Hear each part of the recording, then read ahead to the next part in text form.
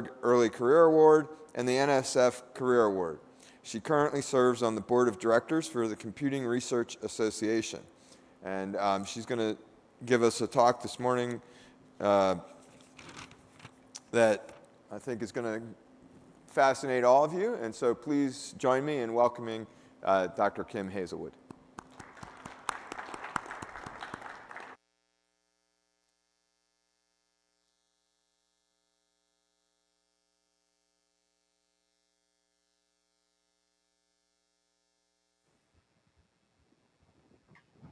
Okay, thanks so much for the wonderful introduction.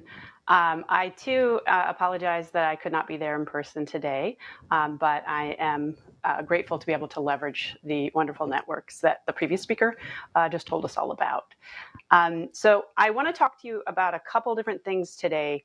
One that will not be necessarily surprising to you, which is the astronomical growth of AI that we've seen across the industry. And all of the changes that we've needed to make in hardware and software in order to support all of that. And then I want to talk to you about something that maybe you're not thinking about as much, but that I hope you will, and that's the environmental implications of all of that. Okay, so we'll go ahead and get started. What I'm going to do today is walk you through many of the use cases of AI and how that's grown over time. And then we're going to talk about what does that mean from the various trends and patterns that we're seeing in terms of the infrastructure, the data, all of the compute that has been necessary to be able to power all of that. Then we're going to talk about all of the innovation that we've seen really all across the stack, hardware up to software. And then I'm going to hopefully spend a good bit of time talking to you about the environment and what this all means. Okay, so let's start off with some of the use cases of AI.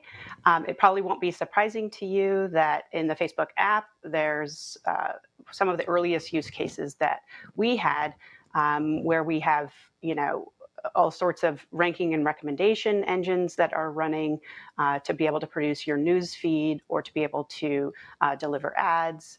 But there's also a lot of other AI going on where we're searching across multimodalities of content to be able to deliver to you what you're potentially looking for, and then things like translating posts from one language to another. So behind the scenes, there's also a ton of innovation that's happening where we're able to, deal with a very hard problem, which is detecting objectionable content, detecting things like hate speech. And there's been a ton of innovation in this space.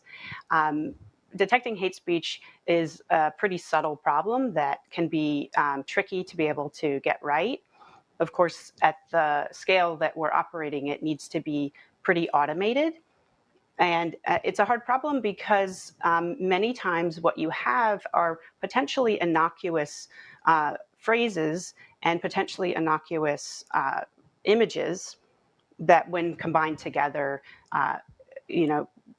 constitute something that we want to remove from the platform. So a simple example might be if you say something like, your skin looks fantastic, and then you combine that with an image of an alligator, that suddenly takes two very innocent things that in combination will be something that we want to remove from the platform.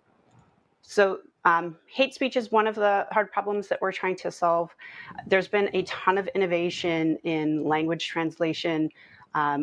There are pretty much half of the people on the Facebook app are non-native speakers or have friends who speak other languages as their first language. So we're doing tons of translation across the board, and at this scale, this has to be automated, but we're innovating quite a bit here. Being able to translate from across hundreds of language pairs without necessarily having to go through English. This is really where all of the innovation is happening. So we've also gotten moved into some of the newer use cases of AI where we're moving into the consumer hardware space. And we have things like the portal device that can do all sorts of interesting AI. It has a smart camera that tracks your motions around the room. It has speech recognition to be able to, add subtitles and captions and be able to answer to some of your automated requests. So there's a ton of innovation there. There's innovation happening in terms of building out the metaverse. So a lot to do. Okay, so those are some of the internal use cases that we've seen and how those have changed over time. So now I'm going to talk about some of the broader trends and then how some of that has mapped back to the resources that we're leveraging in order to power all of this AI. So first of all, we're not alone in seeing this really unprecedented growth. The fact that there have been so many advances in systems and in AI means that we've been able to open up lots of different opportunities for making advances in science and in medicine and commerce and education and even film. And so there have been a lot of really exciting initiatives that are solving all sorts of really important problems, agricultural problems, solving 50-year-old problems in biology. So this has been super exciting and is not stopping anytime soon. So if we look at the next 5 years, we're expecting to see a 10x growth in the global AI market. Okay, so I'm going to walk through what that has meant from the perspective of the amount of data, the amount of training that we're doing, and the amount of inference. So I'll kind of walk you through, this is the typical life cycle of an AI model. You start out with unstructured data that you're going to use to produce features, figure out the importance of each of those features, start to build a model that gets trained on the various inputs and features. And then once you're comfortable with that model as being, the appropriate level of accuracy, that's what gets deployed out into production. And so this is the typical life cycle. But what we're going to see is that there are implications in terms of growth across all these phases. Okay. So we'll start by talking a bit about data. The growth of data has been just really unparalleled. We're already up to exabyte scale in the warehouse. We're looking at tens of petabytes of data being ingested daily. We're looking at, terabytes per second being processed streaming. We're looking at hundreds of petabytes for daily shuffles. We're looking at tens or sometimes millions or sometimes tens of millions of machines to be able to power all of that. And this is really just massive, right? We've got lots of people working on the problem. We've got lots of pipelines that are set up. We have lots of authors of those pipelines. And so this growth has been just really astronomical. I mean, if we put that into perspective, that exabyte scale, if you think about smartphones that have 64 gigs on board, then we're talking about 16 million or more smartphones to be able to store all of that.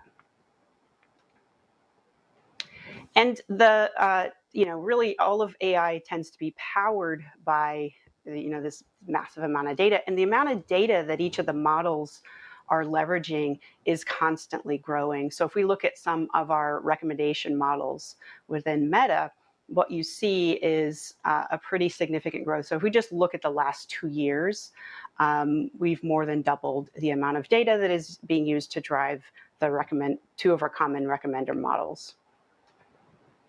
The ingestion bandwidth is also going up. We're looking at 4x increase over that same 2-year period in terms of what it needs to be able to consume all of that data.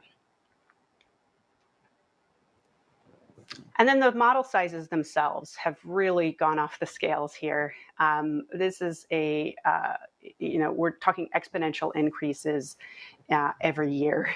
So it's order of magnitude increases every year. So if we look back in the olden days, when things were simple and parameters were less than a billion, now we're looking at adding 10x every single year with all of the recent use cases. And then for our recommender models, right, we're seeing recommender models are, core to that are embedding tables. And those embedding tables are growing at an astronomical rate as well, which, 10x larger embedding tables and 40x more sparse features that we're seeing in those models. Okay, so that was the data. How about all of the training that we need to do? We're seeing things like doubling the number of engineers who have as their job as training these models all day, every day. We're doubling the number of engineers over a 18-month time span. Those engineers are training more and more models really per person. So we've seen a 5x increase in the number of models trained. And then all of that contributes to an 8x overall increase in compute needed to be able to power all of that. And that's because the models themselves are also getting more complex at the same time. Okay, so what have we needed to do to be able to power all of that internally within Meta? Well, we've had to, leverage a whole lot more compute on the back end. And so when we look at the amount of compute capacity that we've had to add over the last 18 months, we're looking at 3x increases for training alone. And then if we look at inference, we're looking at 2.5 times the amount of compute that we've needed to add just over an 18-month period to be able to power all of the new products, all of the new use cases, and all of the experimentation and training that needs to happen. Okay, so to be able to power all of that, we've had to innovate really across the stack. And so I'll give you a little bit of a glimpse of some of that innovation that we've had to do. And this really mirrors what most of the large hyperscaler companies have gone through. So it's not surprising that there's a lot of innovation here, because if you think about how AI started and how it all really started to take off, it really started to take off about 10 years ago, when we got to the point where the compute that was needed to be able to unleash and unlock the potential of AI really started to get to the point where it was feasible to be able to do the computation. And so those better systems have been a real key part of this virtuous cycle where we're having access to more and more data, we are innovating on our algorithms, and then we're leveraging better systems to be able to do that. So let me tell you a little bit about some of those systems that we are using here. Okay, so Meta has been in the hardware business for roughly 10 years. So we started out working on Open Compute. We were one of the original members of the Open Compute initiative, where we're regularly releasing, here's what we're doing in terms of the hardware in our data centers. And we've been able to innovate really on each of the phases of the AI lifecycle. We've been able to innovate on what kind of compute do we need to be able to support all of that data, what kind of compute do we need to support training, and what kind of compute do we need to support inference. And one of the unique things that we get to benefit from is the fact that Meta is not a cloud provider. So all of the compute that we develop in-house is just for our own internal use.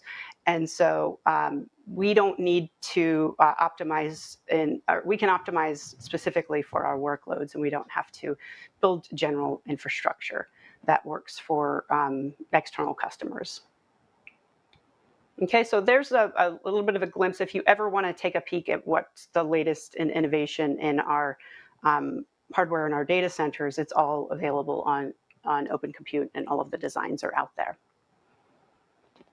And just to give you a sense of how that's evolved over time, I mean, we started on our training infrastructure journey around 2013. We started out by just buying commodity Hewlett-Packard servers, and then over time, going custom and building our own servers in-house. And so starting with Big Sur back in 2015, that was a platform that had 8 GPUs on board, and then it's all in our own custom configuration with our own custom interconnects and compute capabilities. And so we innovated as we went along. We went through a couple iterations of GPU-based training servers, and then more recently released Zion, which is a mechanism for being able to support ASICs. Okay, and then speaking of ASICs, so there's really been this true acceleration or proliferation of accelerators really across the industry. So this figure is from McKinsey & Company, where they're breaking down, what kind of compute is projected to be used for both training and inference in data centers and at the edge, where we see that we're moving from an inference standpoint, we're moving from a very heavily dominated CPU world into a pretty nice mix of all sorts of different types of computation to be able to do that inference. Training is moving from being almost entirely GPU based to be projected to really be dominated by ASICs by 2025. And so, we see lots of trends moving along, and then we're making sure to incorporate that into our own internal designs. One of the biggest innovations and contributions that we've been focused on is really up at the software layer. So thinking about how do we accelerate the whole entire life cycle? How do we make things easier for the end users, the practitioners? And so for that, we've developed the PyTorch ecosystem, which has really taken on a life of its own at this point. This was something that we were using internally, but then also invested very heavily in the external research community and building up lots of tools and lots of like external libraries and things that work very well with the PyTorch ecosystem. And so that, I think, has been where a lot of the innovation that we've contributed has come from. Okay, so now we're at the point of the talk where usually I would wrap up, right? Usually I would talk about all of this exciting growth and how much we need to do, and all of the exciting opportunities we have really across the stack. But I want to pause and actually go in a different direction. And this really mirrors sort of my own mental shift on how to think about this that happened 2 years ago. And I can actually put a finger on exactly when I started to think differently and become aware of where we should be investing looking forward. Okay, so 2 years ago, I read this tweet from Emma Struble that talked about, hey, are you excited about training these large NLP models, but worried about the environmental implications of doing so? And, she says you should be, because, she shows some data that really breaks down the carbon emissions of just common things like air travel or the entire lifetime of an automobile. And then compares that with the carbon footprint of doing something fairly simple, like training a single AI model, a language model, and doing a neural architecture search. Turned out that doing a single state-of-the-art NLP training with neural architecture search was producing the same amount of carbon emissions as 3 entire car lifetimes. And I remember thinking, whoa, this is happening a lot. There are people who do this all day, every day. So that was, I think, my wake-up call. And then I'll say that was 2 years ago. It's gotten worse. So 2 years later, we're now up to 5 car lifetimes in terms of carbon emissions that are resulting from just training a single NLP model. So this kind of got worse when I also, if you start to think about, well, what's the big deal? Carbon, what's the problem? But you can actually tie carbon emissions to death, to human death. You can tie it directly to increased temperatures of the earth, and you can tie that to human death. And so this this was my point where I said, okay, we need to start thinking pretty differently about this. So sort of went and dug in and said, okay, where are we? Where are we in terms of how much AI or computing in general is contributing to carbon emissions?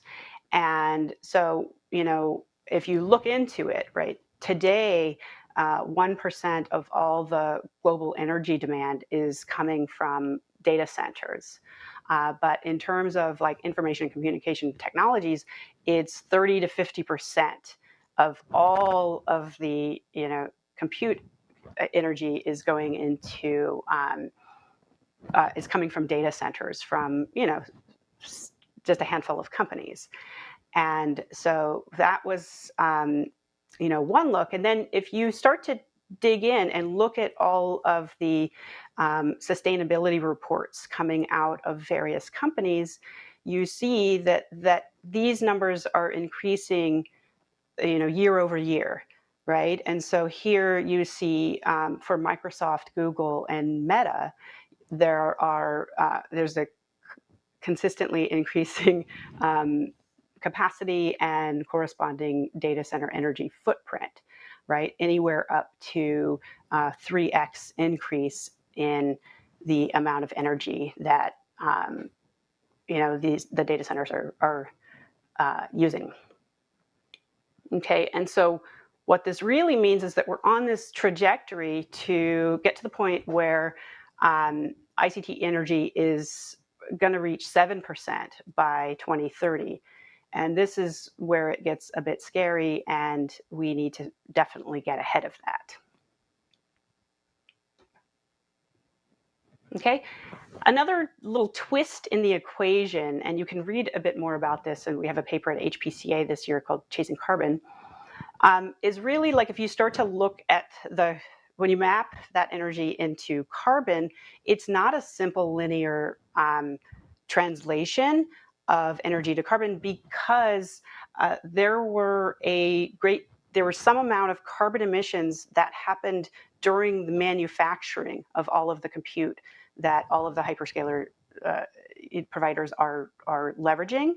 So, there's the amount of carbon emissions that come from running the machines and operating them.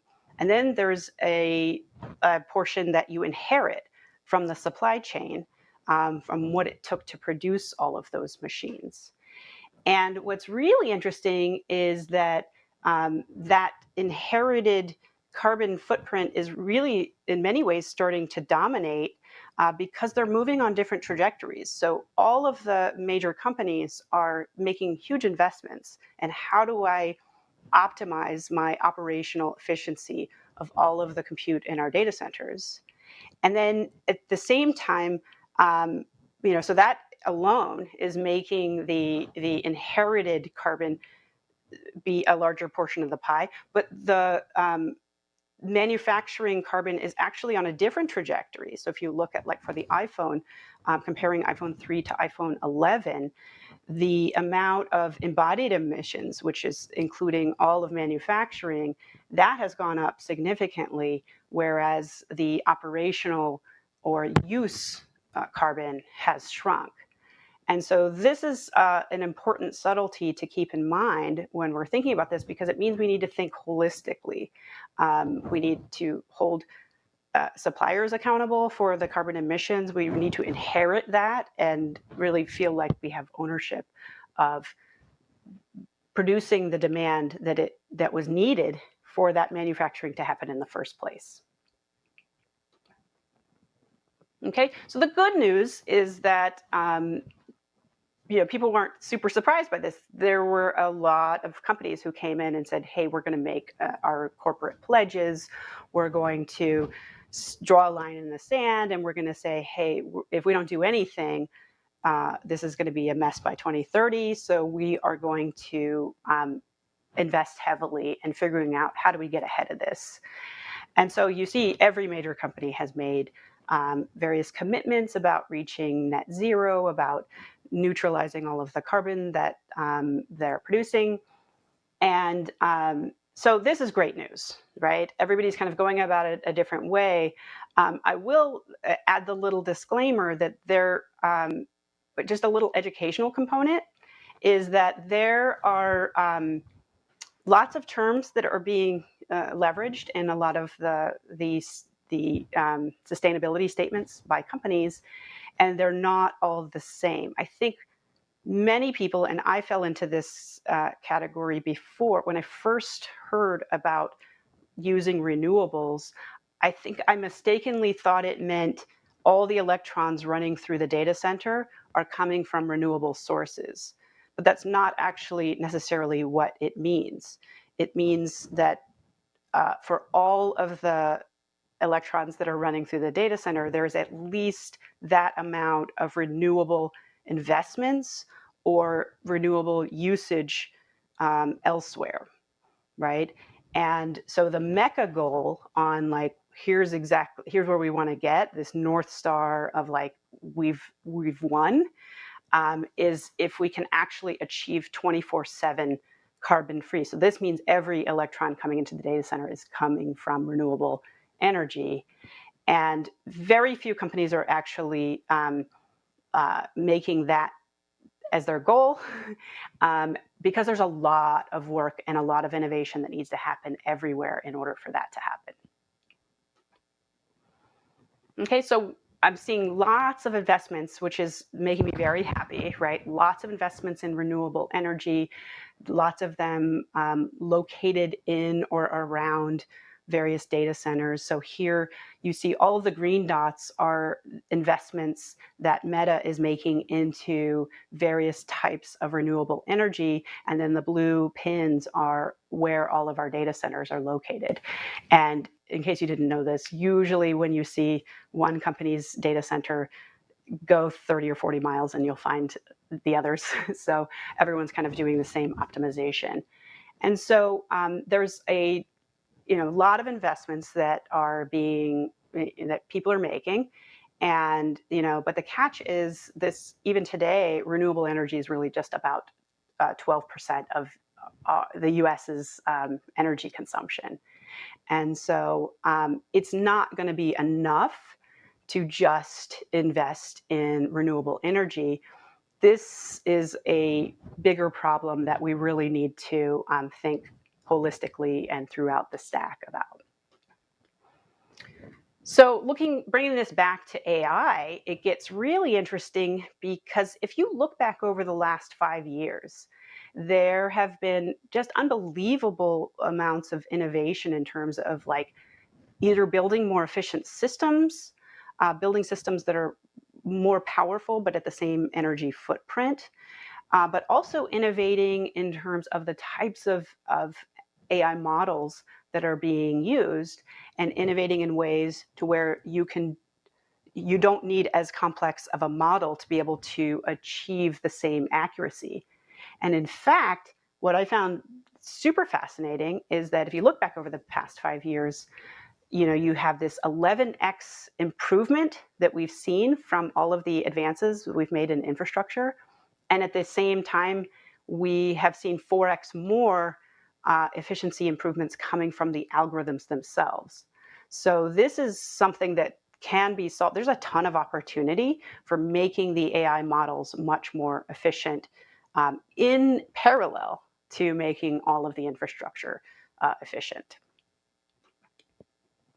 Okay, here's the catch. I'm not sure how many people have heard about Jenkins Paradox, but this is a paradox that talks about as you make things more efficient, you open up new opportunities and introduce new demand. And in fact, you end up on this trend where you've made things more efficient, but at the end, you end up using more energy or producing more carbon because by making things more efficient, you have opened up the door for more additional use cases. And so that's the other thing that we have to contend with, is that as we do this work, we're just constantly having this uphill battle because it's also enabling new use cases.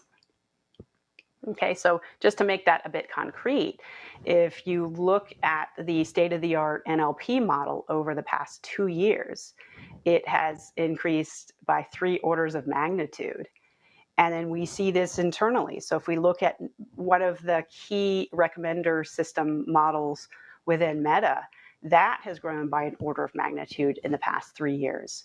So these are on these, the AI models are on these trajectories that are going to outpace the infrastructure innovation that can be done. And so this is, now you're seeing why this is a very complicated problem. Okay, so what should we do about it, right? Obviously, one of the key reasons I wanted to talk to everyone here today is that we can't do this alone, and there's a lot that needs to be done. And so here's sort of how we're thinking about what all we should do and how do we get ahead of this. I'd say the first key thing that needs to happen is really raising awareness throughout our community, right?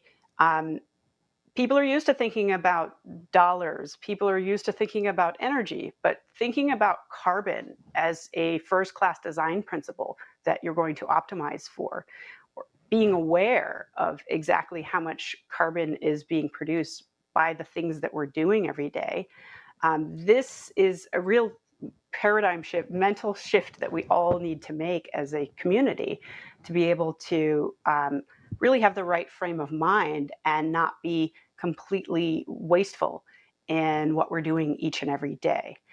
The next thing we need to do is a ton of accounting. So right now, we don't even actually know necessarily how much carbon is being produced by doing various things, right? So for each model that we produce, what did that take? How do we think about that? How do we even get those numbers? There's a ton of opportunity in building out tools that the entire community can leverage, right? Where we can build things into PyTorch to be able to have accounting built in and be able to provide some feedback in terms of how much carbon a particular model is going to produce. We also need to be thinking holistically about the whole picture. We need to be thinking about data, training, inference. We need to be thinking about the fact that some of the carbon is inherited from suppliers. We need to be thinking, across the stack from software to hardware. And so I think if we can do all of these things and get enough people involved, then we can be in good shape and, not end up in a really scary situation by 2030. So I'll give you a little bit of preview. So we just released a paper onto arXiv 2 weeks ago where we went through and enumerated the carbon footprint of some of the key models that we have in use at Meta. So we looked at a language model, and then we looked at 5 different recommender models that are being used, and really broke it down. We were like, here's the amount of carbon that we inherited from our suppliers, and here is the amount of carbon that it takes to leverage that AI model, training, inference, the whole works. And then how much of that are we able to offset with renewable energy? So what you see in green is how much we can offset by renewable energy.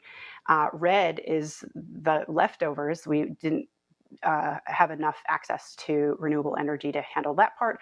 And then all of the gray is what we're inheriting from our vendors. And so what you start to see is that gray piece is really dominating in terms of what we end up with. Okay, and then we also did lots of, in the paper we did lots of optimizations where we looked at, here are all the different ways that we can take a model and do hardware software co-design and optimize the full stack and get just unbelievable improvements across the board. And really it took, everything like leveraging PyTorch's new support for numerical optimizations and quantization to leveraging accelerators and doing smart caching, and then actually optimizing the transformer model itself. This results in a pretty significant win. And so we've been doing this, but the catch of it all is Jenkins Paradox. So like every time we do these optimizations, we're enabling new use cases. And so we're doing lots and lots of work and we're making a huge dent. But at the end of the day, we're ending up, we've done 28.5% improvement in the efficiency of the whole system. But then overall, we are still seeing an 18% power increase. And so this is the key battle that we're going to have to, make sure that we get ahead of. Okay, so I've covered all that I was planning to cover today. Walked you through all the exciting use cases of AI, all the exciting growth trends, all of the systems that we've built, and then the scary side of that, the flip side of that, and that's the environmental implications of it all, and why we need to all band together to get ahead of this problem. And so what I want to wrap up with today is this call to action, right? I want to have shown you something that you can't unsee, that you can't pretend that you didn't know this anymore. I had that moment 2 years ago, and now I can't unsee it. And so it's really important that people understand, there's exciting superlinear growth happening, and this is fantastic, and we want to keep it up, but we want to make sure we're doing it in a smart and sustainable way. We want to make sure that we have all of the tools and instrumentation. We can't fix what we can't measure. And so making sure that all of that, being able to map things into carbon emissions, that is easy and doable and intuitive, right? We can map things into units that people can understand. And so there's a lot of opportunities here. There's a lot of opportunities to have CO2 emissions as part of a key design principle and as an optimization principle all across the stack. And so, we also want to put in a plug for make sure that we're not like cherry picking and zooming in too far into what we're trying to optimize, that we're doing this holistic look and recognizing that the carbon emissions don't start the moment you turn on the data centers. They started earlier. And so we're hoping that with all of this, that there can be this paradigm shift and everyone starts thinking, in it, like, how do we advance AI in a sustainable manner? And how are we smart about this so that we don't regret it later? Okay, so I will just give a quick shout out to many of my collaborators at Meta who contributed to all of the work that you see here. I provided some pointers to a couple papers. And at this point, I'm happy to take questions. All right, please join me in thanking Kim for a very interesting talk. All right, thanks, Kim. Yeah, I found the Jenkins Paradox and the carbon stuff to be fascinating, and it fit very nicely with our theme here at SC21.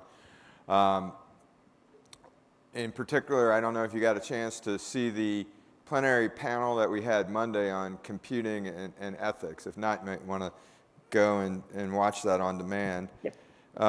So we have a few questions here, and one I think relates directly to Jenkins Paradox, and